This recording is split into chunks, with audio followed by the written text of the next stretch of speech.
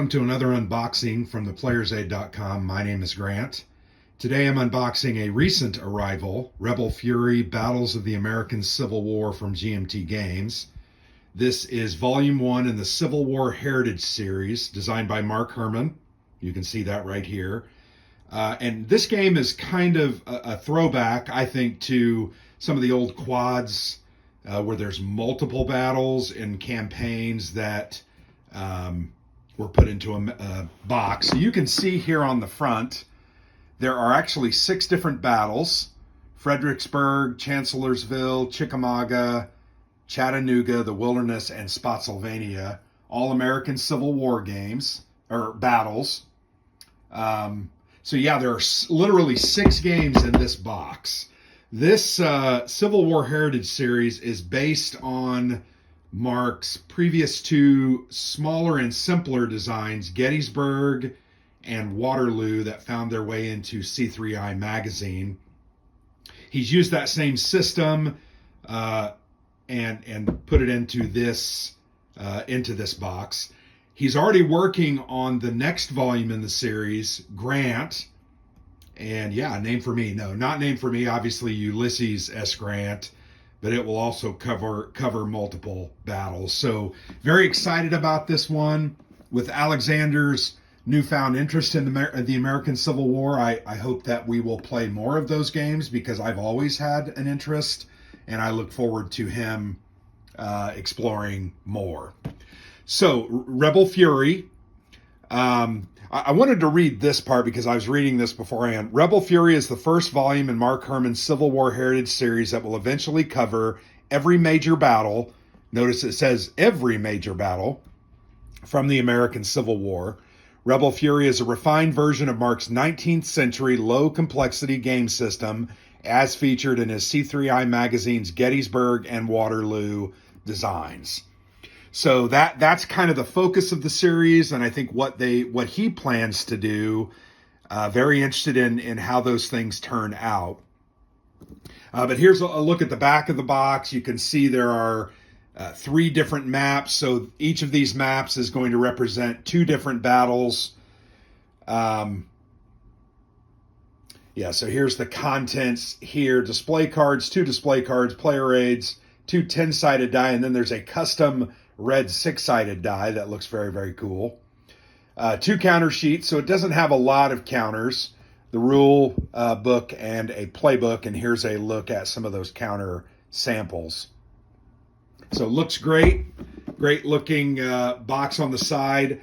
I like it when they number and then put these on the spine so that people like me who are obsessive compulsive feel good about having those kind of things lined up on a shelf. Big bag of baggies, tons of bags. I can never have enough of these, it seems. Here are those dice I was mentioning to you.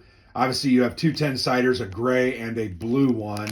And here's that custom 6-sider that has explosion markers. And then these look like weary or wounded soldiers. So it looks like 3, 1, 2, maybe 3 and 3 on those dice. So very nice custom dice. Always a fan of custom dice. The first thing we see here are the rules of play, the playbook. So these are flat. These are not glossy, which I appreciate. I prefer my rule books to be flat, and not flat as in their shape, but the color. So it's not on glossy paper. It's just on flat white paper. 24 pages so this is not an overly complex system, and I think that's good. And obviously you can see these last couple of pages are just the index. So the reality of it is there's only 20 pages of rules. I like the drawings there. Rear guard of the regiment. I really like that. And I noticed there were several of those types of drawings throughout the rule book and the playbook. Great examples. I think they show like examples of the different terrains on the board themselves, so you can clearly identify those, as well as some examples of how to entrench and do other things, field works, etc. And then here obviously is an extended example of play I think that had to do with an attack. So yeah, very, very helpful. I think Mark is good at rules, and he's got, I'm sure, some good developers on this one. But yeah, nothing overly complex. Fairly dense text, though. I said only 20 pages, but that's a lot of words. But there are pictures interspersed. I also like, there are design notes here. So in these kind of khaki colors, play notes are in the light green. So you can kind of see those all over. That just makes playing and learning the game a little more fun and interesting. And always am a fan of that.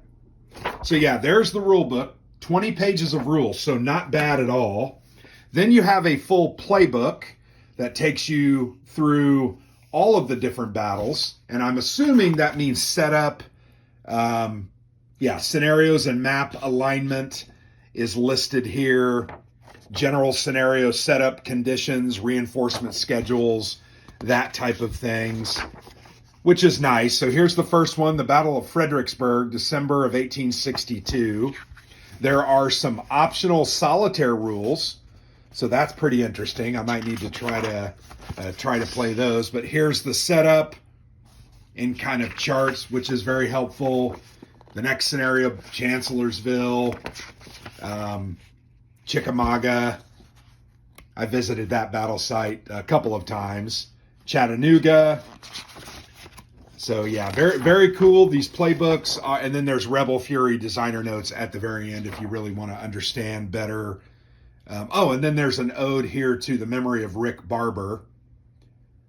You know, as you know, Rick has done multiple American Civil War games maps, great skill and talent, and he passed away a couple of years ago, almost 2 years ago. Wow, kind of crazy. So anyway, there's the playbook and the rule book. Very playable game. These are the two double-sided play aids. So you've got things like terrain effects chart here on the back. Important to understand that. Sequence of play is listed there. Battle rating and how the battleship works. Headquarters removal, attack results table, and then here's your tactical position determination. I've played Gettysburg and Waterloo, but I don't remember all the particulars. So this is going to kind of be like discovering a new game, and I'm good with that.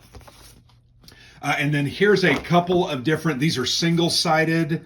This is obviously your administrative track with dates and the different battles here. Fredericksburg and Chancellorsville map. You're going to use this timeline. Chickamauga and Chattanooga, this one. Wilderness and Spotsylvania, you're going to use that one. And then there's remaining moves and attacks there listed at the top. Rebels are on the top, the Union are on the bottom. And then this is an off-map display for units. So obviously there will be some units that are moving from points to get to and from different battlefields. So I look forward to seeing how Mark modeled that. The game only has 2 counter sheets, so there's not a lot of counters. They're big counters. Very nice. Good information, clear. There you're obviously looking at the leaders, Lee, Jackson, and Stewart. Here's some of the troopers. You can see the little formations there representing the different size units. Artillery support, ammo, Union leaders Hooker and Sedgwick. And then here's Grant there with Thomas and Sherman, and then Burnside up at the top. So, yeah, great looking counters. They are not pre-rounded. Sometimes GMT does pre-rounded, and sometimes they don't. I thought for the Herman that they would do pre-rounded, but these are going to be easy to clip. There's not a ton of them either. Two counter sheets going to take about an hour. I'll do that when I'm watching TV with the wife sometime. But definitely want to play this one soon. Let's go ahead and get to the maps, right? The good part. And they do look nice. I'm not sure who the map artist is. Let's check that out. Well, Charlie Kibler. Charlie does great work.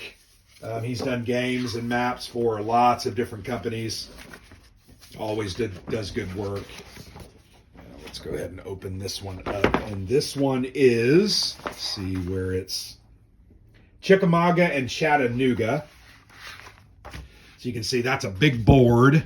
Clear terrain, you've got ridges, you've got the rivers and streams. Obviously rivers, this is a stream. And then you've got hedges on ridge, different types of terrain. Roads are pretty clear. They're thin though, which is a bit surprising. But nice looking board. I think it's clear. And these American Civil War game maps are going to kind of similarly look the same. A lot of these battles were fought on similar terrain, so there's no need to reinvent the wheel. So this is the Wilderness and Spotsylvania map. Nice little ridge or rise there in the middle, and here an escarpment, kind of. And then the third board or map, and these are not mounted, just paper maps. You're going to want to throw plexi over top to protect those. This is Fredericksburg and Chancellorsville. Really nice thick paper. I like the way the graphics stand out. I think these are clear and easy to read. I think these are going to be games that you're going to be able to pick up pretty quickly and get done what you need to get done so that you can play them. And that's all I can ask, is that we can get to the playing, right? I mean, that's basically what I want to do, is get to the playing. Let's go ahead and put that counter sheet on top so you can see that. But yeah, really nice looking package.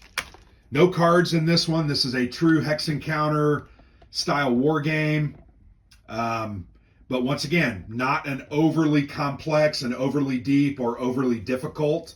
I think you're going to be able to pick these up. Very approachable, very playable, and that's a good thing. So looking forward to getting this to the table. Would love to take a couple of these battles out, try them out with Alexander, and then do some thoughts on it. But it definitely looks good.